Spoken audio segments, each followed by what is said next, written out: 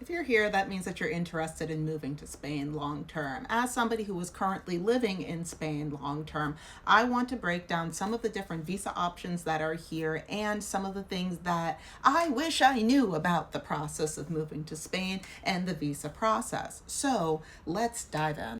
Also, hi, for those of you who are new here, my name is Shayna. I'm a journalist, and I've been living in Spain for about 7 months now. Wow, time flies. 6 or 7 months like that. I don't think I will be renewing my visa for here, but I have plans to move somewhere else that is also not the United States.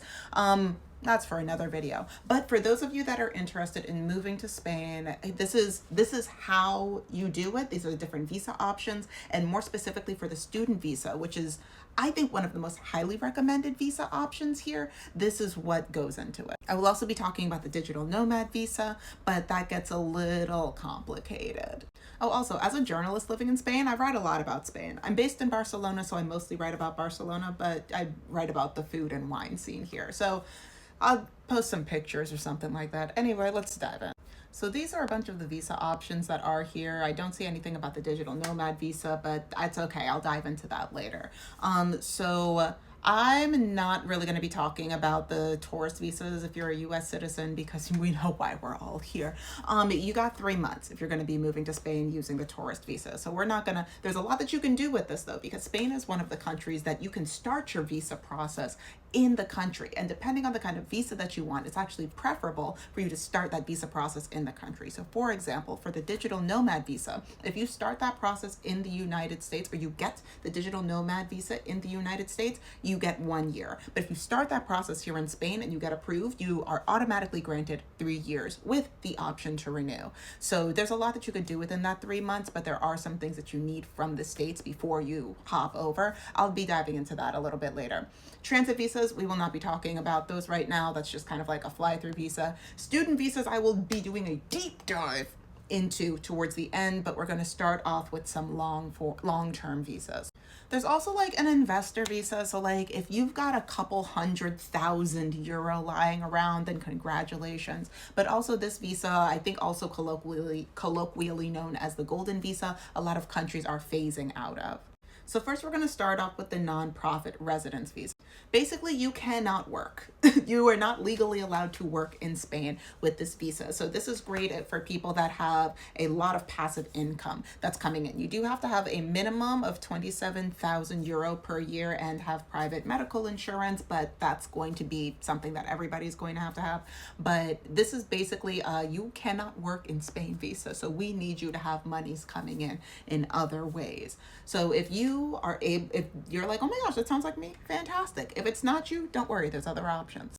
Now, there are two different kinds of work visas here. I will say that I don't know a single, if you think that your company will allow you to move out of the United States and then sponsor a work visa for you, or if you are able to connect with a country in Spain that will sponsor a work visa for you, then congratulations, go for it. But I know how hard those are to get. So I recommend using other means of doing that. So I know a lot of people that a version of this is being an English teacher. Now, the pay is not great and the bureaucracy is terrible. And when I say the pay is not great, I also mean that I will not be naming names for which companies, but I do know several teachers that are paychecks on paychecks behind what they need to, they just haven't gotten their paychecks and they've been here for months. But in order to move here, they do help you get your visa. So that is technically an option. I don't know, but yeah. If that's a thing that you think can work for you, not necessarily the teaching thing, but if getting a work permit is something that you think can work for you, it's an option. I personally don't really recommend it from the stories that I've heard from people.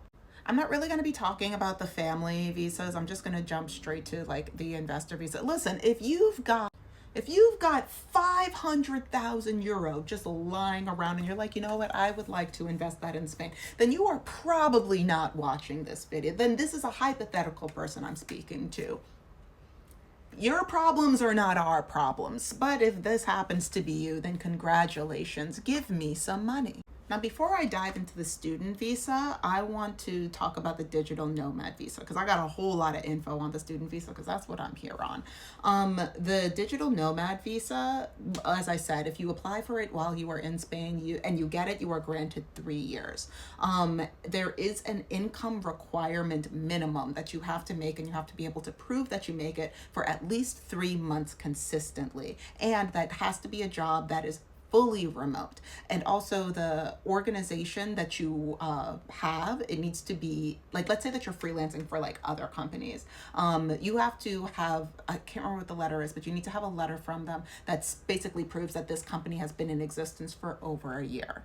So along with submitting like your passport stuff and your application and your like health insurance, you also need to, here's the specific number. It's also important to know that this number does raise, like ever since I learned about the digital nomad visa, which was not last year, but I think 2023, it has increased. So currently, as of today, what day is it? It is March 2nd, 2025. There it is. Currently, you have to make a minimum of 2,763 euro, which equals to about 2,867 USD and like 30 cents. So let's just say you have to make a minimum of $3,000 flat, minimum, to be able to apply for this visa. That is the big thing. If you can do that and you can prove that and you have all the documentation for it, then fantastic, go for it if you're interested in moving to Spain. Now, here is what goes into the student visa. First of all, a couple things about the student visa. Why did I choose the student visa? I wasn't sure if Spain was somewhere that I wanted to live long term. So for a student visa, you could get it for up to 12 months, which is what I have, which would be the perfect amount of time for me to like get a true feeling of if not just the city, but if the country is somewhere where I feel comfortable enough fully investing into. Also, you can reapply for the student visa once it is done, or like as it's ending, you can reapply. Some people also say that there's like tax benefits to getting the student visa, but also I did recently hear from a classmate of mine that, and this is like brand new, that if you have lived outside of the United States for a full year, as in like you haven't like made any trips back, if you have lived outside of the United States for a full year, that there's like a huge tax break. What he said is that you don't have to pay taxes to the US. And I said, you know what, I'm going to look that up before I start telling people that is a hard fact. But it seems like before I heard that, when it comes to like having a like softer tax related cushion as you're trying to transition or figure out if this is somewhere that you want to transition into, this is a great option. Important things to note, regardless of what visa you have, you should get an immigration lawyer. This is an incredibly stressful process on its own. Yes, a lot of immigration lawyers make it even more stressful. And I don't know if it's possible to do it quickly and succinctly if you do it on your own. People say that they can, just get the lawyer. Also, depending on the school that you, because you have to go to an accredited school, depending on the school that you get into, they might have lawyers. The school that I'm going to, I wish that I knew that they had lawyers beforehand because they're significantly cheaper.